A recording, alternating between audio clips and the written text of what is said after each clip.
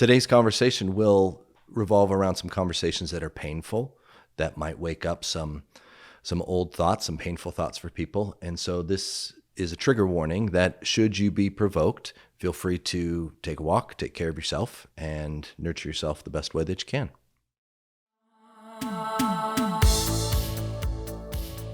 We are here with Dr. Stephen Nicholas, who has his doctorate in counseling and educational psychology. He has been practicing as a licensed marriage and family therapist, or an MFT, since 2007, and he has immersed himself in the phenomena of trauma and the potential growth from adverse events. His trainings are aimed at normalizing the cultures of stress and trauma exposure. His copyrighted model, Living Ideation, is a positive contrast to the common suicide prevention models. Living Ideation aims to discover existing strengths within a person and then amplify those abilities for resilience. Ultimately, balance and strength out-compete depression, burnout, and suicidal thoughts. Throughout his studies and teachings, Dr. Nicholas has worked with individuals, couples, families, and organizations impacted by the co-occurrences of substance use disorders and mental health diagnosis. In addition to doctoral publications analyzing how groups create greater relational connections after suicide loss, Dr. Nicholas was a contributing investigator for the DSM-5. Dr. Nicholas has resided in Northern Nevada for over 45 years and has a comprehensive private practice in Reno. Welcome to the show. Thank you. So we're really, really excited to have you here. This is actually a topic that we had discussed having on the show when we first even started discussing having a show. This is a heavy conversation. It is. And you gave the trigger warning at the beginning of the show. So I do want to have respect for that, because I think it's really important that people are aware of what we're getting into today. These are not easy topics. The reason I really wanted to have you on the show was it's a time of financial uncertainty. And I think even this year and last year we saw it as well. We've seen some very public suicides related to financial loss. I mean, we're just diving right in here. So normally we ask you to give, your background. We obviously reviewed your background, but I want to set the stage for why you're here. Why is this a topic that we're having on a Women Talk Finance episode? It's something we do see in the news, suicide related to finances. Well, I think that, and this just adds on to the trigger warning, we not only need to talk about our headspace and our mental health, and I choose that word specifically, mental health, in contrast to illness or warnings, but not only should we talk about these, we really have to. We've lost so many people to themselves. And quite frankly, not all suicides are preventable, but doggone it, yes, many of them are. So if we don't talk about things, then we are going to continue to suffer in similar ways. So I'm really honored to be here. Thank you. We're lucky to have you here and to be even having this conversation. I think when Candace mentioned we've seen some very public suicides in the last year, 2 years, I think specifically of the CFO of Bed Bath & Beyond. And I have no idea where to even begin, unpacking that or speculating. It's not for me to. And I don't want to violate a family's privacy or even head down that pathway of saying what caused this. But it is an interesting thing from where we sit. We know that finances, money, financial pressures, corporate stress, business stress, all of those things amplify, right? And can create this sense of helplessness and no other option, when really that's not the reality. But would love to hear from your perspective how you even begin talking with your clients, Sure. with your family, with members of the community on this topic. So to talk about the Bed Bath & Beyond concept, and this will be the end of it, and I respect where you went with that. The one silver lining of that loss is now we are talking, right? And so that catalyzing event to get us all talking can be a gift should we choose to use it. The concept of money, of wealth, currency, translates, especially in Western civilization or just formalized civilization, into worth. And I don't mean that just on a currency level. the over-attachment, perhaps the over-identification of worth, and we translate that to a currency. That is incredibly problematic. If you think of the concept of, so for example, I'll use myself here. I'll throw myself under the bus. I have a whole lot of life insurance policies. I am a primary provider for a wonderful family of 4, and quite literally, I am worth more dead than I am alive.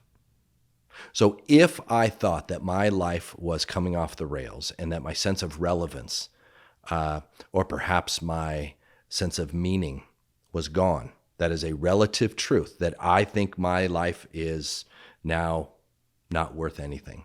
And if currency tends to back that up, if the bank accounts or bankruptcy or financial ruin is happening, I'm going to add that into kind of my overall self-concept of value. And so if I think my life does not have value, and money sometimes is that tip over, and sometimes the huge dominant variable to that value, then suicide is an option. Death by suicide. It is the ending of one's story. And if they again think their story is one that lacks value, and if we're looking at decimal points to equate to that value, that could be a big problem. I think it's an important distinction because I think a lot of us we just have grown up kind of being summarized by a small group of numbers, right? Truly, like our value, our external values placed on how much we make. Mm-hmm. Women, a lot of times it's our age and our weight, our credit score. We really like to kind of summarize people up into a couple of value points. So if that value changes dramatically overnight, if your value is several million and overnight it's 0, negative, way negative, irreparable in your mind, how does the human mind cope with that shift in value? Well, for many people, it doesn't. They don't cope with it because they are over-identified with what they do or what they have. I've written a couple of books. One's called Living Ideation. That is essentially this inverse model to how we've been looking after each other. We've been looking after each other in a medical response model. Look for the warning signs, look for the symptoms, look for the diagnosis, and then repair that. But living ideation, in contrast to measuring suicidal ideations, is actually a constructivist idea. Build with what you already have. But that really comes down to who are you outside of how you identify yourself. The current project that I'm working on is called Warrior Servants. And I work with so many first responders, frontline workers, military, and these folks who are in public service, but that's not just like your parks department type of public servant. These are the people who sometimes literally don armor and uniform. And who are they outside of that identity? Who are they outside of that warrior identity? Anybody who overly identifies in their profession or a currency, that is a warrior type mindset. That Spartan warrior who dons the armor and doesn't know how to take it off very well. And so again, when somebody is over-identified in whatever they are choosing, who are they outside of that? Who are they outside of service? Who are they outside of finance? As I was preparing for our interview today, I'm thinking about women specifically, or any non-dominant culture demographic. When we're talking about finance, now, and I mean what I'm about to say in the most respectful ways, but playing in traditionally a white middle-aged man's game, you would have to be even better at the damn game. And so to be able to be flawless, to be able to execute, to be able to handle criticism, and let alone if we're measuring value and worth with decimal points or whatever our figures are, if those numbers are down, I have a feeling as a middle-aged white man that women or less represented demographics have it harder. I mean, I would completely agree with you. Being in this field, as women, we have almost no room for error, no room for mistakes, where, just within the last year, a man who very publicly had a very public mistake just got pre-seed capital in the hundreds of millions. We don't see that as much for women because when we make a mistake in the finance world, we're pretty toast. We're pretty Yep. find a new career. We don't really have a do-over, and that could be shattering. 100%. So where do you put that pressure and that stress? If we go back to just the gender piece of a CEO who takes his life after bankruptcy or just, low numbers, whatever we're going to call it. The male did that. We can read that story. We can hear about that. And I'm just being basic here, but we can say, oh man, what a shame. Probably preventable. If that was a female CEO that did that, I wonder if we would have the same, if we would chalk it up the same. Or if we might stereotypically start saying, well, that person was hysterical or that person was volatile. This is why women shouldn't be. And I am so uncomfortable hearing, let alone saying that. But yes, I think that would be a common comment look at how just essentially disheveled that person is. They shouldn't be there to begin with. Clearly she wasn't well. So those are ridiculous cultural narratives that aren't going away by Thursday. But when we talk about over-identifying, I definitely want to acknowledge that for less represented demographics, women specifically in this situation, that is not the same path as the upper-class, middle-aged white man. So those pressures would naturally be higher to perform with very little to no room for error. So in a nutshell, that's a high-risk population. Yet we do see men in these positions ultimately making that choice, making the choice. Well, I don't even know how to respectfully say it, so I'm sorry if I'm. Well, let's fumble through it then, because for the listener, we don't. Maybe for your listeners, we shouldn't be super collected and awesome. Let's just totally, please. How can I speak about this? Because I want to be able to speak about it. I want to be a place to come or to recognize and comfortably use terminology. Sure. Or say something. How should I say that? So let me kind of take a bird walk here. In my line of work, so many research projects, so much time just working with people who are in massive darkness. And I've come to think of it in some unorthodox ways. I call it Charlie Brown theory. It was one Sunday morning, and this was probably in about 2009, and I'm totaling up some research. I was doing this qualitative study of studying all these people who had lost a loved one to suicide, death specifically.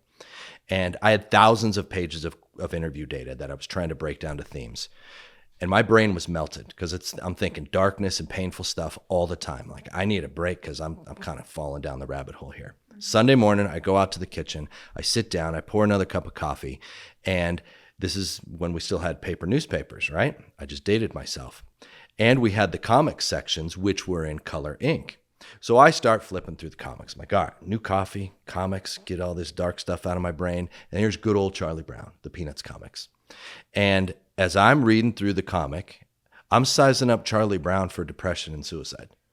Because Charlie Brown, if you think about these three variables I'm going to review, Charlie Brown is always kicked out of the gang, like all the damn time. That kid just has no sense of belonging or a sense of being able to fit. He's a misfit, right? So Charlie Brown essentially doesn't have any affiliations. 2, Charlie Brown suffers. That kid has physical pain and emotional pain all the damn time. Everything hurts. And the last one, I own now every comic strip in over 50 years of Charles Schultz's Peanuts comics. And how many times do you think he actually kicks the ball that Lucy Van Pelt tees up for him? Never. It's 0. So as I'm thinking, I'm like, this dude is in trouble. Nothing's going right. So if we're thinking his sense of identity or his currency and his value, he's batting zeros. He's got nothing. He doesn't fit. He never belongs. It's all pain all the time. His friend Linus whips him with a blue blanket. His dog always runs away, and he never, ever has a sense of achievement. Now, clearly the comics and Schultz always bring it back to those things. Their affiliations, there's non-pain, let alone their celebration and joy, and their senses of achievement outside of kicking a football. But if we're talking about somebody who's so overly identified with who am I in context to others, what is all joy all the time, And this is a different podcast if we're going to talk about alcohol and drugs and the shortcuts that people take to try to feel differently or to try to use volume control on pain. So is there non-pain? And is there a sense of achievement? And in this case, is there a sense of achievement that isn't measured in currency, in money? Is this how you start the conversation with clients? You head in and start looking at helping them analyze from that viewpoint, from that lens. Where is your identity outside of labels? It's even more basic than that. I essentially say, who are you outside of service? Who are you outside of this idea that you think is real? And inevitably, the person says, I don't know. I was going to say, how long does that session last? Because that is not something you can get to in years. Being a therapist, it might be a little sick sense of humor, but I do relish just holding silence in an awkward moment. And so when I say, who are you outside of this service or this career? A stay-at-home parent, who are you out of parenting? I don't know. And then we just freeze. Well, okay, I don't know is your current answer. Let's start there. You didn't have to know. And I think that's what perhaps we as a culture deserve to start considering is, who wrote that little memo that said y'all have to have your shit figured out and you have to know at all times? I think everything that asks us to describe ourselves in a couple sentences. Right. Every single thing is about your bio. And it's like, what's your title? Yep. Are you married or not? Yep. Do you have kids or not? Where do you live? What kind of, it's like, it's very much, we kind of like to summarize people into a really, really tight box and then have you copy and paste that over and over and over and over and over again. Here's my philosophical soapbox. I think we do that, one, to have a sense of relevance. If we go back to Charlie Brown theory, a sense of fitting in, of I'm not the misfit, you are. A sense of this is my tangible achievement. But I want to think, if we took this totally vulnerable elevator ride that was 50 stories. It's going to be a good long elevator ride where we actually get to not just be weird. And you were going to be vulnerable and tell me truly, who are you? What are the roles that identify you? I know that personally speaking, right out of the gate, therapist doesn't make the top 5. But if I talk about this, I better be fairly well practiced in this. So I think as a culture and a community, we start practicing who are you outside of that professional identity. 100% agree. And I think in our culture and community, we create the space to start the conversation. We are such a society of you get a minute to sell yourself to someone, often less than a minute. We are so fast-paced. We are so right here on our screens that we don't have the same quality, the same amount of time in interaction anymore. So when you talk about the elevator pitch, that elevator pitch is not 50 stories and it's not a slow-moving elevator. You get literally, or the narrative at least, or at least the feeling, the experience is you get 20 seconds to sell yourself. You better do it quick and you better have your labels and your pitch down. So how do we start moving away from that to allow people the space to identify themselves beyond those 2 sentences? This is going to be such a cultural shift that's turning the Titanic with a soup spoon, maybe even a fork, because I think in our society, in our culture, in Western civilization type cultures, that we measure by comparing. And so if we put a dollar sign on something, I can say, I have more than you. I therefore am better than you, or I'm certainly more successful than you. So this comparative concept in life, it promotes suffering. Because if you were ever talking about money, you're either boasting or complaining, right? And that's a comparative concept right there. And when we compare ourselves to others, we are either standing above them, pointing a finger down, or we're standing below them, wishing we were up there. Both of those, I believe, are suffering. We live in a keeping up with the Joneses world. Yeah, even if the Joneses are assholes. Even if the Joneses are fake, we have very much a fake idea of everyone because no one's truly authentic at the end of the day, right? I don't want to say no one, but... And in the morning when we're prepping, we have a fake understanding and image of ourselves because we're putting on, it's a phrase I've used, that we doctor up the flesh suit so that we can be in that comparative concept, right? Putting on my meat suit, right? Pretending to be something. In the quiet of the night, when we are staring up at that ceiling fan, it's all real. And we're back to Do I fit in? Do I belong? Who am I outside of these concepts, these really rigid defining concepts? Who am I really? Maybe that's where we start. Maybe we don't turn the Titanic with a fork Yeah. or a soup spoon. Maybe we start in the middle of the night staring up at the ceiling fan and say, and not make it a scary thing or an overwhelming, terrifying, devastating thing, but make it an exciting thing. Who am I? I get to figure this out beyond those labels. Who am I? Beyond those labels and those comparisons.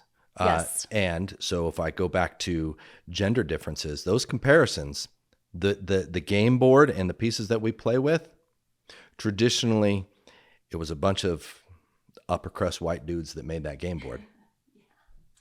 Story of our lives. I recognize that. But as an almost 15-year-old, fading ginger man, Who are you and where did you come who am from? I? Where'd I come from? Fading ginger man is the Right. I know, and I mean, we certainly we are a space for everyone, but I'm sitting here questioning, short of some ayahuasca retreat, how do I even start to unpack? And I'm not saying that that's what people should do, because I have zero knowledge of what those are. I can rock with media. the unpack concept, though. Every one of us. So think of somebody who is in the most just debilitating sense of pain, perceived pain. It can't get any darker. And I'm not trying to be cynical when I say the darker, the better, from my perspective. If you can perceive such great pain, such darkness, you can perceive greatly. I can perceive that my life is worth nothing and it hurts so bad, immeasurably bad, that bad. What an amazing skill set. If you can think that that quantity of ability to feel, to perceive, could be used for non-pain. And that would be different for every single one of us. So you can hurt so massively. Congratulations. Don't punch me in the face for congratulating you on all your pain, but your ability to feel such amazing amounts. Good move. Well, and how much of our feelings are feelings of what the pain is today in this moment right now? Yes. And how much of the pain is fear of what it could potentially maybe be? And I go back to finance because it's a triggering topic right now for a lot of people. We're talking about recession. We're talking about job losses. We're talking about huge disruption in people's finances.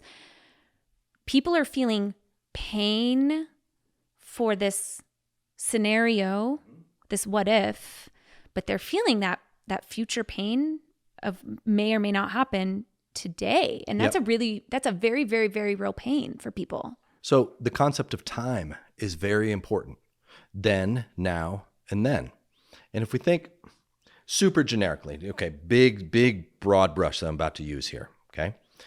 Depression, super broad brushed understanding of depression is that it is historically based blending into present moment, right? Super broad brush generically, anxiety and stress are now blending into a perceived potential future. So if we think of the concept of time, what is now and what therefore is real? So if somebody is trying to anticipate future earnings or whatever it's going to be, okay, what is right now and what is the truth of right now? And you'll find that most of our depressions and anxieties, not trying to invalidate anybody, super broad brush, that's my footnote right there. But most of those aren't necessarily grounded in right now.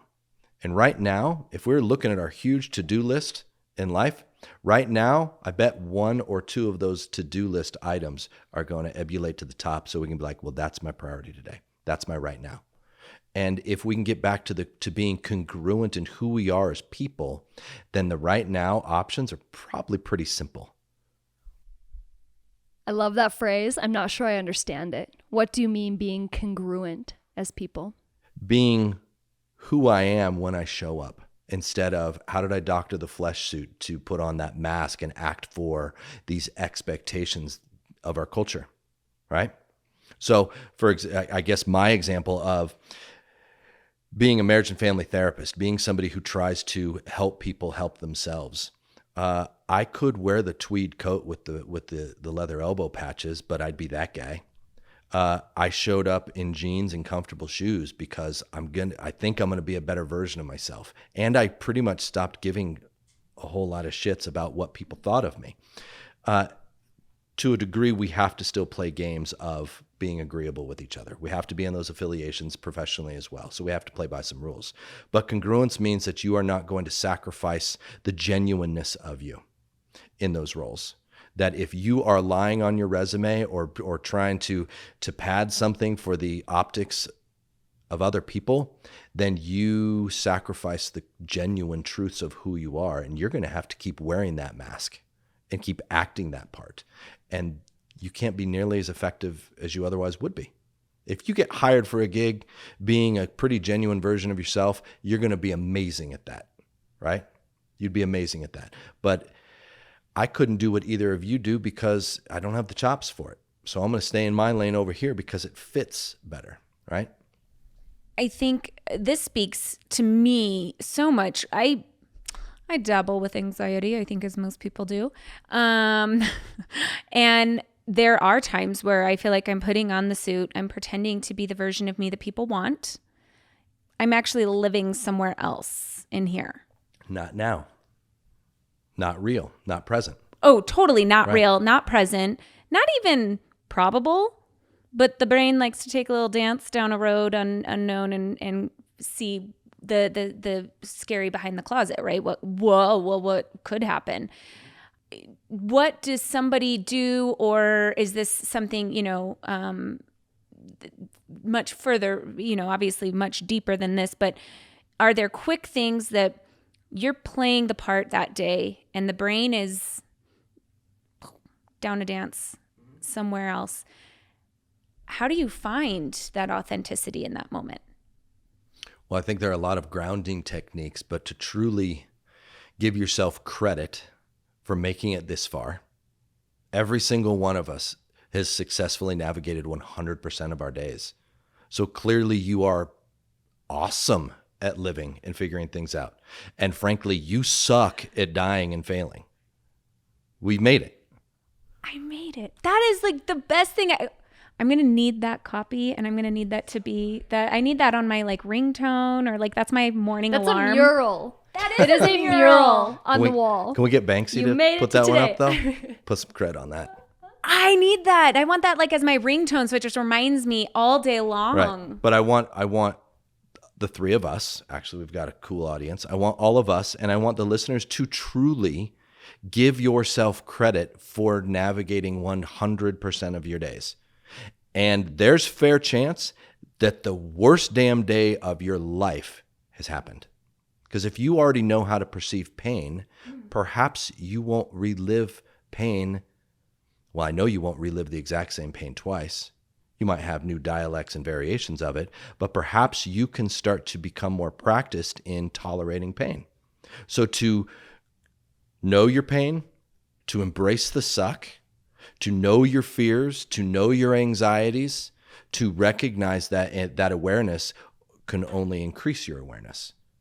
That's why I think when we actually go at pain, when we go at stigma, when we go at prejudice, that we get better at not doing it the same way. So anxiety, good to know. So you're anxious, you're depressed, you're upset, you're sad. Wonderful. Yeah. Now get to know that, and now what do you want to do? This is not some Pollyanna approach that I'm trying to describe here, which would be like, just look at the bright side. No, punch me in the face. It's a whole view of, no, look at the dark side, get to know that bad boy, and realize that for darkness there is light. To know pain is to also potentially know non-pain. So you talk about amplifying those abilities for resistance. Is this a teaching of new lenses? Is this a reorienting of worldview? I mean, like what does that. it mean to amplify your abilities? I like reorient. Again, we're all really good at living and surviving. We're still here. We made it. So get back to your basics. Who are you outside of the person who is today? So if you are strongly identified with finances, with numbers, or with service, whatever, fill in the blank. If you are strongly, might you be overly identified in those narratives, in those roles? Let's get back to basics. When I think, I'm just thinking out loud. Me getting back to basics is I'm going back to being like 9 years old. And I picture myself up in the trees in fall, it's cold temperatures, and I'm running around the backyard. How badass and awesome did I need to be as that 9-year-old? There was no acting. There were no roles that I had to hold up. I think I was probably skipping rocks into the stream. And whoever that part of me is today, presently, as an almost 50-year-old guy, I want that guy to come out more often. Let alone, what if I was generally that guy in my professional identity? The run around, let's soak it up, let's feel the temperature, let's taste the food, get back to tasting your food, that kind of stuff. Just be in the now and be real. That is then the starting point for your next moment. As grounded as we can be in this present moment, even if that is grounded in this is pain and chaos, I am suffering, I am scared, my life is demolished. Let's be that right now. And then your very next moment is the starting point from that. So if we're scared, let's be scared. But then let's be thoughtful on whether we're going to start doing scared in our next moment. I can't help but notice as you're speaking, it's almost the storyline to pretty much every movie, right? Person hits rock bottom. The hero's journey. The hero's journey. Yeah. They have to rediscover themselves and emerge as their authentic self in order to rebirth. Really, it's a moment of rebirth, right? They're this who they truly were. It's almost every single movie has some element of this in it. It's a story we love. It's a story we can all relate to. Probably because we all can. We struggle. Feel that. Struggle is part of the human condition. I was just going to say, struggle and pain are part of the human condition. Yes. And I felt it when you said, when we get to know pain, that's an important piece, right? And we all experience pain. They're different pains, but we all experience our own pain. Yes. And we also collectively experience pain. Turn on the news. Okay? And all of a sudden, I guarantee your heart rate jumps a bit, depending on the station, but we're not going there. If you think about what truly feels comfortable to you, where is your ideal setting? Many of us would say up in the woods, in front of the ocean, on the beach. And it's because we get to be small and, quite frankly, insignificant, and we get to be just connected with everything that exists. And we forget that when we're just in hot pursuit of being awesome. Being awesome in whose eyes? Because frankly, nobody gives a shit. So if you can truly look yourself in the mirror without being doctored up, painted up, whatever it's going to be, and you can say, I am so stoked to be me right now. Great. And if you can't, good to know. Embrace that pain and then be a little bit more conscious about where would I like that pain to go. That makes it future oriented. Take your pain and now consciously, where do you want to steer it? So if any of us are going to experience financial ruin, which is quite possible, okay, does that mean that your life has to be over? And one person gets to decide if it is, right? That's not for any of us. But you made it this far. Is that really going to be your last moment? And if you're conscious about your pain, then you can bring your pain in there and almost start to use that as a skill. To know pain is to clarify and sharpen your opportunity to know non-pain, whatever that means. We are very fortunate to have the space to have this conversation. And I love this conversation and this content and could do it all day. But again, we've got this kind of incubated, safe, set up opportunity to talk. While we're out there, as opposed to in here, how do we translate this? What I'm hearing, some of what I'm gleaning is that your own self-talk, your own identity, your own intrinsic worth, you got to work on yourself. And there may be some people out there that can't get there yet. They look in the mirror and they don't like what they see. And you get yourself, right? You got to like what you see. But what if people don't? How do we help that narrative? How do we go out there and translate this? Not as a therapist, just as friends, as family, as community members, to amplify this type of conversation and ability to have it. That's the long game. You had mentioned to like yourself, and I don't want to promote that necessarily. That sounds really good and that would be wonderful, but if I've done some really horrible things, I want to be able to size myself up accurately. Say, dude, not your best day, not your best effort. So to see myself truthfully. And then, well, that's a hard truth. That's a painful truth.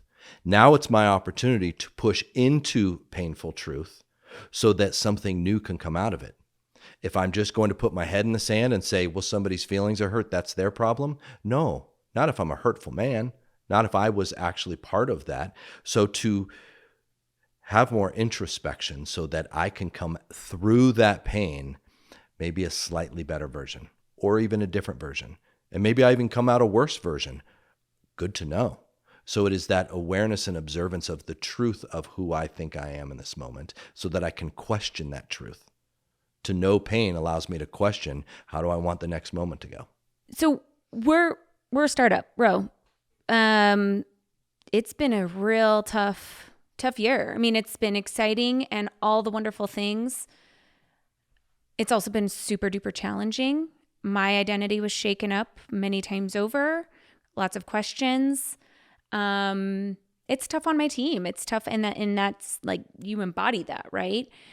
I think there's a lot of other business leaders who go through these kind of, I mean, I'm going to casually say like existential crisis, but I don't think that's a fair statement.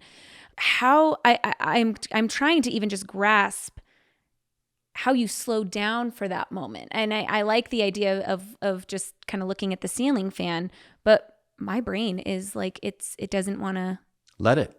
Right. I'm no, like, okay, truly, like, and hi, could you stop for a sec? Running a startup, being involved in a startup, you're playing a super high stakes game. All chips are in. And when you said it's not an existential crisis, I think in many ways it is. What does it mean to exist? That might be in crisis if the majority of your identity, and I'm not trying to say it shouldn't be the majority of your identity, if you are trying to kick ass and rock a startup, then you are throwing a bulk of your identity and your energy into that project. That's a lot riding on it. Now let's go back to the gender piece. Dudes have it different. So there's a lot riding on that, okay? It's more volatile. And if you can't find ways to take off that armor, that identity, with great intention so that you can engage in the parts of you that truly are what got you here. And all that is for all of us to have our one-of-a-kind recipe, and it's all for the listeners of, yes, there's a lot riding on this, and there should be. I don't want to discredit that. But who else are you? In the smaller windows of time and opportunity, with the little energy that you still have, it's incredibly important to be able to focus on those identities, those roles within you, right? It's incredibly important. I don't want to discredit at all how hard someone has to work to make something work. And I don't want to disincentivize anybody or say, it's okay if it doesn't work out, because that's not the case, right? You want it to work out and you have to trust that it will work out and you have to drive everything to make it work out. But this is not directly linked to business, but one of the coolest videos I have seen on social media, and there's some junk out there, right? There's some junk that is doing a disservice to all of us, and there is some good content out there. And it was this woman who came on and filmed a video and spoke to herself and literally went through all of her flaws. And she was in a bikini and she goes, cellulite? That's okay. She went through each of her flaws and on this video showed them and was speaking to herself. And that loving voice, this like, that's okay. It was so genuine. It's moving me right now because I felt it. And to have that ability to say, yes, I am going to drive and make this work. But if it doesn't, it's okay. And what she did in that amazing moment right there is she went and locked horns and competed with shame, disappointment, comparison. So all these comparative aspects that we have in society, she went toe to toe with them. And even if she still has shame, disappointment, criticism, competition, she just threw some competition that watered it down a little bit more so she can look at herself and maybe smile, even if it's a half smile. So somebody who is over-identified in that what they do is who they are, I'm really inviting all of us to dial back into the key ingredients of who you are. In my example is I love being married to my wonderful bride of 25 years. So I make it a point in the small amounts of time that I have, I call them micro dates. We can do that at home. That could be like 7 minutes of just hanging out, of reconnecting on some level, of watching some Netflix show, with some regularity. We just make an intention, because then I have this sense of I'm a pretty good partner. And that sense of identity of I'm a pretty good partner bleeds into my work. I'm the proud owner of 2 fantastic teenagers, so I microdate the heck out of my teenagers. And I know that I'm a really kick-ass dad to my 18-year-old daughter and my 15-year-old son. I do things that are just great for them. So my daughter and I talk books, we go outside, we go hiking, my son and I go fishing, we play video games, because then I've got this sense of I'm a pretty good dad. And so those other identity pieces naturally bleed into my work. So it gives me energy, actually. But if I try to sacrifice my relationships, if we go back to those affiliations, the things that bring me joy and my sense of achievement outside of work, if I neglect those, what if I actually try to enhance those? Reflexively, they now impact my quality of work. I think that's a really important lesson for me to take away, because I think who are the people who tend to pay the price when you come home from work stressed? Why do we always hurt the ones we love the most? Because we can get away with it until we can't. I have to kind of just acknowledge the weight of I think what we're universally going through right now. We're heading into it's winter. We've been going through a real brutal political season. News is grim. We've got wars going on, recession discussions, financial scares, major companies losing millions and billions of dollars seemingly overnight. We've got the holidays, which just tend to be a difficult time. They're the most wonderful time of the year, and also incredibly difficult. Many of us are playing the part. It's almost like full-blown imposter syndrome through this time of year, right? And we're putting on the mask, we're pretending. What can we talk through for our listeners kind of deep in that right now? I'm feeling it. Right. I want to give you all something that maybe you can use right now. And so therefore, I'm not going to say, hey, just be the most genuine version of yourself. It's not going to work that way. So we do need to be imposters, and we do need to play roles with family, with our families of origin, with our families of choice, with our in-law families, with our friends, with our professional relationships. We do need to play roles. I'm asking all of us in the moments that are overwhelming, and we will have many, to sit down and try to not play a role for at least a few minutes when you're by yourself. Find that special place that is somewhat comfortable. Maybe have that treat that is somewhat delicious, if not fantastically awesome. My favorite food group are Cheetos. So Cheetos and I get to hang out with a little bit of regularity when I'm super stressed out. Cheetos don't get to be a lifestyle, but finding something that is just for you. If there is a special place, if there's a special band that you like to jam to, if there, again, are things that are just for you, we have to fight and put those into our life, because then once we've recharged our batteries a little bit, we got to get back to it. We got to get back to the roles, to the acting, right? I don't know why when you said we can't all just show up as our authentic selves to Christmas, I had a vision of like an SNL sketch of people literally showing up as they're like, could you imagine? And that's why it would be so hilarious, because it'd be like, none of us get to do that, right? Put it back on. Put the mask on. Dang it. This is too freaking much. Yeah. So we have to wear masks, but please find very specific moments to just be you. No masks. I love that. I personally thank you so much, because I got way too much out of this. Probably should bill my insurance for this session, actually, because this was, and I will be having this on loop. We're going to make a ringtone. This is going to be big for me. I'm going to bring us back to you talking about your research and the Charlie Brown insights you had. Mm-hmm. And you mentioned that you were sitting there reviewing all of these records, and it was person after person. in just the deepest, darkest moments. And you had the ability to stand up and say, I need to step away for a minute. But I'm curious what else you do personally to manage that, to cope, to get back to neutral, solid, balanced, okay. One of my favorite concepts and questions ever. Life imitates art, and art imitates life.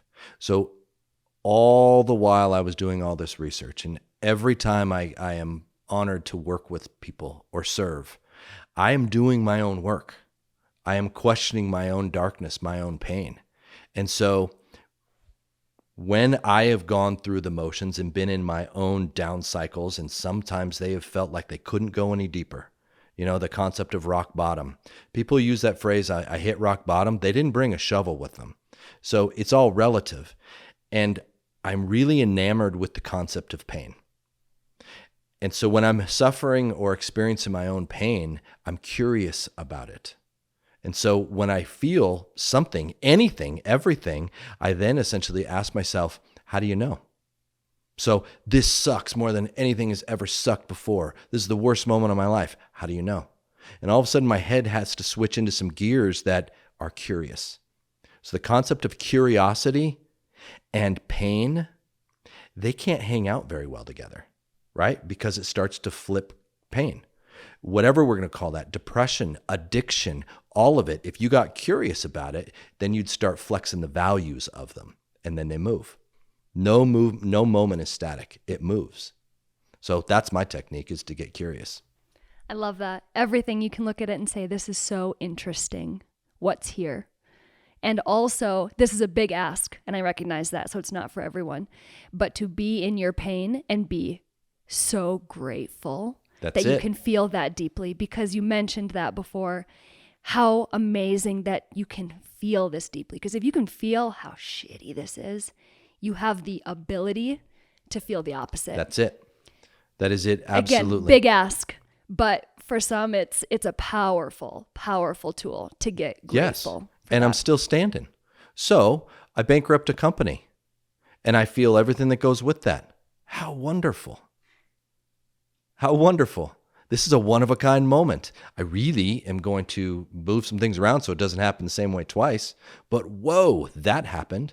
That sense of gratitude. Again, I know it's a bit overly used, and I don't mean for it to be cliche, but I am so stoked to have significant moments, even the bad ones. I've had to have those. And somebody told me that, and I was really grateful when they said that, because when they first said it to me, I wanted to slap them. Mm-hmm. They were like, it's kind of cool that you have this huge dollar amount kind of hanging over your head.